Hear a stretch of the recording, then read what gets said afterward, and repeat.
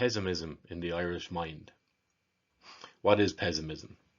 We have the definition here that pessimism is emphasizing or thinking of the bad part of a situation rather than the good part, or that the feeling that bad things are more likely to happen than good things. Interacting with people about the current state of affairs, the conditions of life and the prospects of the future in Ireland, one will inevitably crash into a wall of seeming hopelessness and despair. People appear to have tumbled down the mountain of hope and optimism and are now tangled in the briars of the abyss, the moral chasm where hope and vision go to die, frozen and locked in place in the doldrums, directionless, motionless, captured in time and space. Many hearts have grown heavy and black, vision has been occulted, hidden by the darkness of despair. There is the pregnant cloud of "sure what's the point," which is spilling its waters over Irish people, and many have drank their fill and are fit to burst from the dead waters. All is viewed as if all was corrupted and tainted by greed, evil, and an aversion to justice, if justice is even held to exist anymore. People have chained themselves to the Sisyphus's boulder and are accepting of the downward pull of the hill they fight the boulder up each day. It is our lot to watch our effort count for nothing each day, and it is our destiny to battle the boulder up the hill, simply to watch it make daily fools of us, and to chase it down just to push it back up again. Sure, it is what it is, you will hear people say. Nothing can be done of it. This feeling that nothing matters enough to be seen as real or worthy enough to fight for is a regrettable state for one to find themselves mired in, and a disgraceful state to choose to remain in. However, as unwelcome or wanted as this state of mind can be, when viewed as part of a process of psychic change and challenge, we can see the meaning in it. This loss of orientation, followed by the abandonment of trying to navigate out of the woods, can and has been named many things. Nihilism is perhaps one of the more commonly known labels for this wretched condition. I will now read from Frederick Copplestone, his comments on nihilism. Quote, "Some people have imagined," Nietzsche maintains, "that there is no necessary condition or connection between belief in the Christian God and acceptance of Christian moral standards and values. That is to say, they have thought that the latter can be maintained more or less intact when the former has been discarded. We have thus witnessed the growth of secularized forms of Christianity, such as democracy and socialism, which have tried to maintain a considerable part of the Christian moral system without its theological foundations. But such attempts are, in Nietzsche's opinion, vain. The death of God will inevitably be followed, sooner or later, by the rejection of absolute values and of the idea of an objective and universal moral law." He continues, "The European man, however, has been brought up to recognize certain moral values which have been associated with Christian belief, and, Nietzsche maintains, in a certain sense depend on it. If, therefore, European man loses his faith in these values, he loses his faith in all values, for he knows only morality, the morality which was canonized, as it were, by Christianity and given a theological foundation. And this belief in all values, issuing in the sense of the purposelessness of the world of becoming, is one of the main elements of nihilism. Morality was the greatest antidote against practical and theoretical nihilism, for it ascribed an absolute value to man and prevented man from despising himself as man, from turning against life, and from despairing of the possibility of knowledge. It was a means of preservation. True, the man who was preserved in this way by the Christian morality was the lower type of man. But the point is that the Christian morality succeeded in imposing itself generally, whether directly or in the form of its derivatives. Hence, the breakdown of belief in the Christian moral values exposes man to the danger of nihilism. Not because there are no other possible values, but because most men, in the West at least, know of no others." End quote. The 20th century philosophers of Europe grappled with this idea, this nihilism, the rejection of meaning and value in life. But let us not be fooled that this is a modern phenomenon, for we find a similar tale which embodies this in Irish mythology. From when we cannot be certain, but from who we certainly can. What follows is a gift from the Irish people of the past, who left us a living example of a state of mind that we were once grappling with.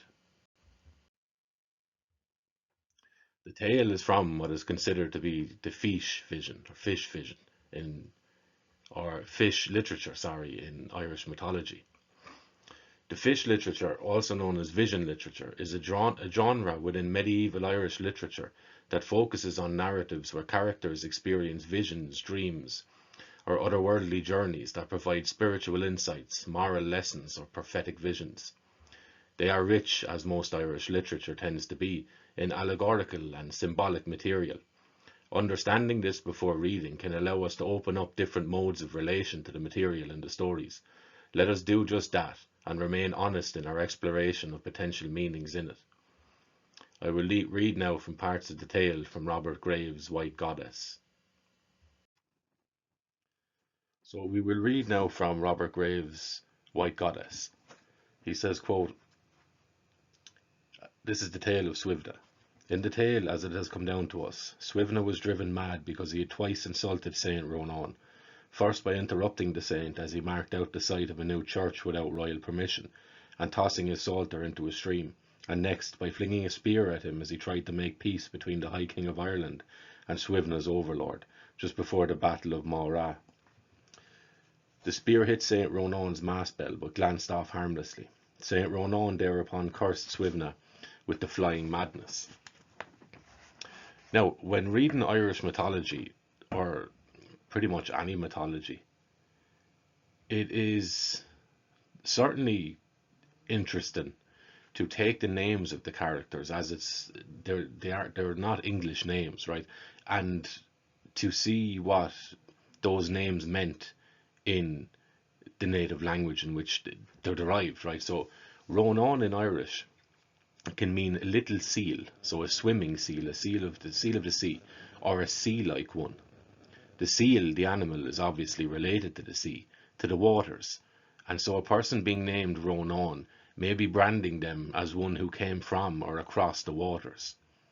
This would imply a foreign element to the person, that may be literally rendering them a different ethnic group, or it could be foreign as in ideologically foreign, or theologically different, right, culturally different. This would fit as Suibhne attacks Ronan and disrupts him as he is establishing a church on Irish grounds. This connection with water is worthy of being kept in mind as we continue. And another point that is worth remembering is the conversation between Oisin and St. Patrick, where Oisin correctly identifies St. Patrick as a Roman, bringing with him a foreign religion. That's also worth keeping in mind. We're seeing an echo of this in what appears to be a later story. Prior to Suibhne attacking Ronan, Suibhne's wife Joran had tried to restrain him from this act of folly. I'm reading here from Robert Graves' The White Goddess, and was therefore spared the curse. The flying madness is described as making his body so light that he could perch in the tops of trees and leap desperate leaps of 100 feet or more without injury. Feathers then sprouted on Suibhne's body, and he lived like the wild things, feeding on sloes, hollyberries, watercress, brooklime, acorns, sleeping in yew trees and rocky clefts of ivy-clad cliffs, and even in hawthorn and bramble bushes. The slightest noise would startle him into flight, and he was cursed with a perpetual distrust of all man. So the name Joran, Suibhne's wife, spelled Eorann. Yo in Irish can refer to Eru, meaning one from Ireland.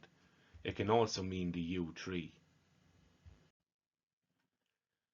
If we take the second part of Joran's name, Rann, Ran, we find that the word Rann, Ran, can mean a verse or a part of. We may recall the boys who go door to door singing a verse.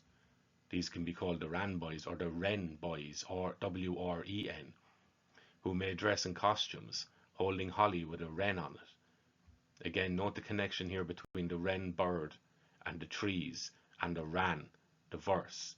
So we have Suibhne living in the trees. We have his wife Joran, who speaks of the yew tree, the verse of the yew. Yew trees are amongst the longest living trees in Europe. with some specimens believed to be over 2,000 years old. Their age is hard to ascertain due to their growth patterns, but they are known for their exceptional lifespan. Yew trees can be seen as the grandparents of the tree world, the wise ancestor, for they are said to live for thousands of years. Interestingly enough, it is difficult if not impossible to put an age on these trees, as they have a remarkable, perhaps miraculous ability to regenerate themselves, to resurrect themselves from the dead. One characteristic contributing to the yew's longevity is that, unlike most other trees, they are able to split under the weight of advanced growth without succumbing to disease and the fracture. Another is their ability to give rise to the new epicormic and basal shoots from cut surfaces and low on their trunks even in old age. That's from Wikipedia. Watching the yew, one would see the process of renewal from a wound. The splitting of the tree can lead to regrowth. In modern times, with much of our life being lived indoors, a connection to the life of the trees and the lessons they share has been drastically impoverished. So before we continue with our tale of Suibhne, let us remember how important the trees were to our ancestors, both here in Ireland and on the continent with our European cousins, and further afield. Firstly, we come to Norse mythology, where we have the world tree, or the cosmic ash, and its name is Yggdrasil. It was on this tree that Odin, seeking knowledge and wisdom, performed a ritualistic sacrifice. As the poetic Edda, the book of Old Norse poems, has Odin put it, I quote, I know that I hung on a windy tree 9 long nights, wounded with a spear, dedicated to Odin, myself to myself, end quote. Odin wished to gain knowledge and the meaning of the runes, a symbolic and divinatory tool. This brands the tree in European mythology with a different type of thinking and understanding than the day-to-day matter-of-fact type of thought which we now lead with. Symbolic vision is what was sought after, metaphorical meaning. In another Aryan or Indo-European tradition, we have Siddhartha Gautama, or the Buddha, as he is now known, and he was said to have sat at the base of this tree, the Bodhi tree, for 49 days in an attempt to understand the nature of existence or being. This Bodhi tree is also known as the Tree of Enlightenment. The wisdom that Gautama Buddha is said to have gained from his contemplation beneath the tree was how to liberate oneself from the wheel of cyclical suffering or reincarnation, the wheel of samsara. Again, we find another tree associated with deep reflection, sacrifice, death, and rebirth. And again, in other traditions, from the tree of the golden apples of Hesperides in Greek mythology to the acacia tree of Egyptian mythology, which Osiris was entombed in and reborn from, the associations remain and are steady. Renewal, regeneration, perhaps hallucinogenic experiences, reflection, contemplation, and wisdom. By now I'm sure you have taken the point. And to anticipate those from the Abrahamic faiths, where they may suggest that this was mere fanciful thinking of the pagan mind, let us remember the very beginning of human existence according to these faiths, as we are introduced in these to 2 trees.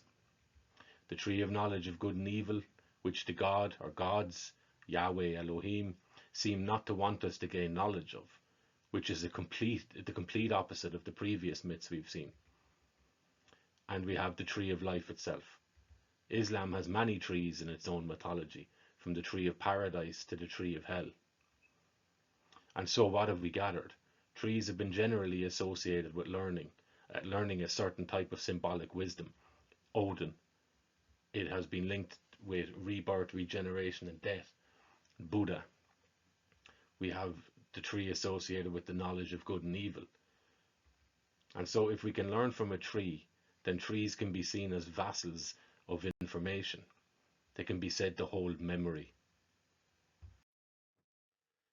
And for a more modern day example, we have in the Game of Thrones series Bran and the weirwood trees, which have human-like faces on them and appear to allow for some people, chosen people perhaps, or special people, to tap into a collective memory which the tree holds. The inspiration for this was no doubt partly or in whole Irish mythology itself. For Ireland has its own Bran, who was invited to the other world with the offer from a woman of a silver branch with white blossoms. Note the association of the tree and the woman here, similar to Suibhne's tale where Joran is associated with the yew tree. And we will now return to Suibhne. So after attacking Ronan and the Druid, who was the keeper of the old ways for Suibhne and for the Irish, to the woods and to the wilderness of the land Suibhne left his own home, living with the animals and laying down on cliff edges.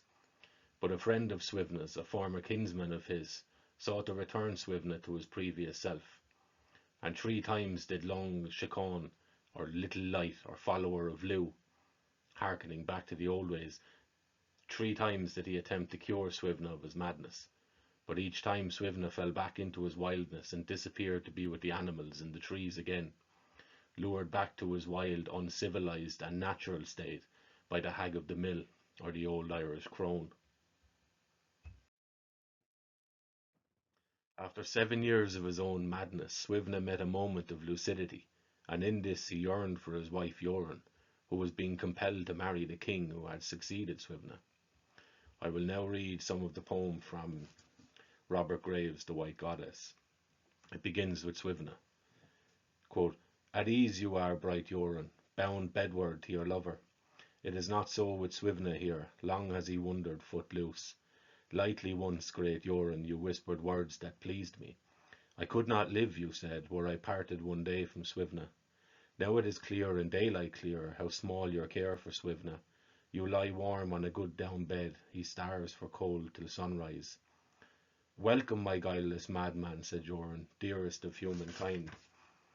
Though soft I lie, my body wastes since the day of your downfall.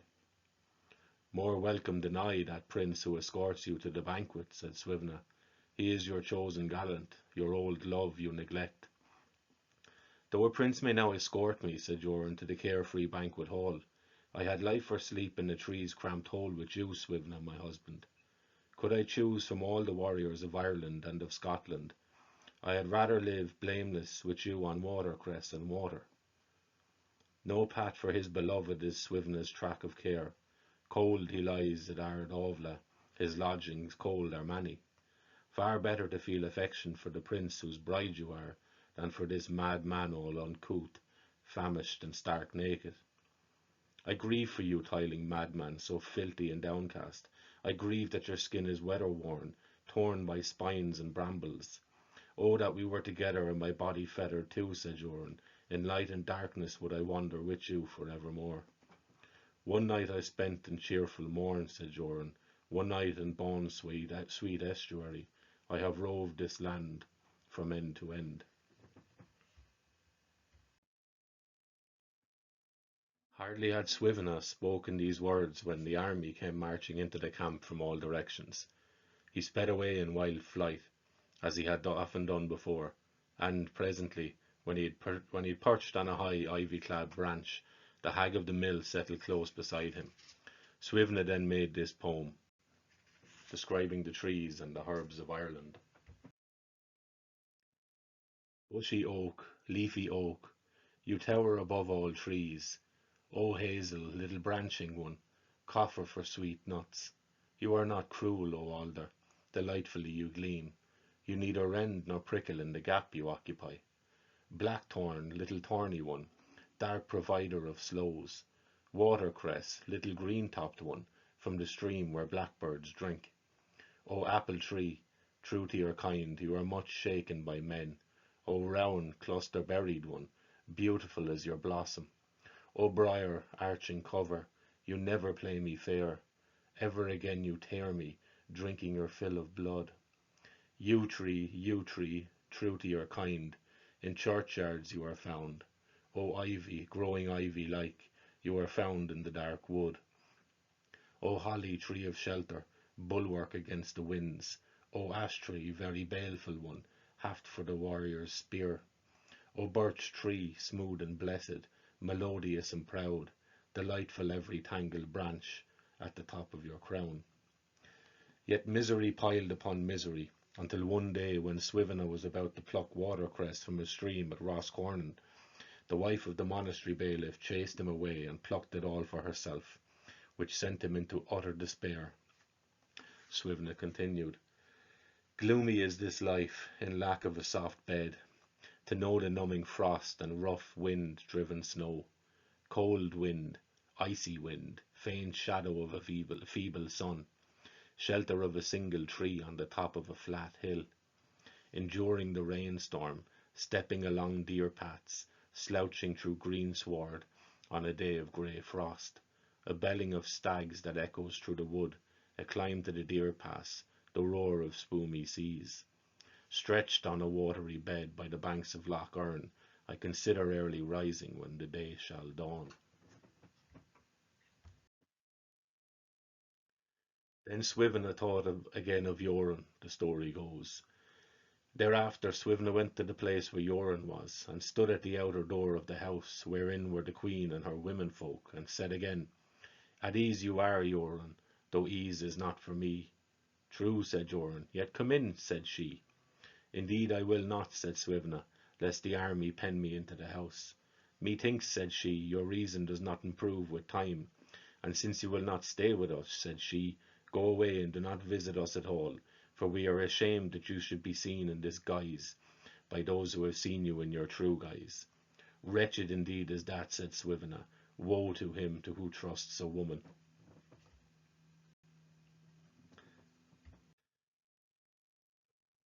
Swivne resumed his fruitless wanderings, until befriended by a cowman's wife, who would secretly pour a little milk for him into a hole she had stamped with her heel in the stable cow dung. He lapped the milk gratefully, but one day the cowman mistook him for her lover, flung a spear and mortally wounded him. Then Swivne regained his reason and died in peace. He lies buried beneath a fine headstone which the generous-hearted Saint Moling raised for him. So what are we to make of Swivne's tale? A former king who abandoned his kingdom after his ancestors' religious ways were supplanted by another Roman religion, and his once loyal druid, the keeper of these old ways, turns traitor. To the land Swivne dedicates himself, to be rejected by his people for his ragged presentation, for not being proper according to the new customs and expectations. He is looked down upon by his own, after they have succumbed to the manipulation to such a degree that they now cast scorn on he who remains true and loyal to his land and his ancestors' memories and ways. Swivne resists indoctrination and flees any temptation to destroy his people's ancient customs. The price he pays for this is total alienation from his own race. Swivne is now the carrier of his ancestors' legacy. In him it dies. Totally supplanted by saints and bells, much as Oisin lamented to Patrick. The Irish severed all ties with their ancestors, and chose society and the church over the fight to retain their connection with their past. So ask yourself, do we still look down on poor Swivne? Have we continued to abandon those who have come before for the sake of comfort and social approval?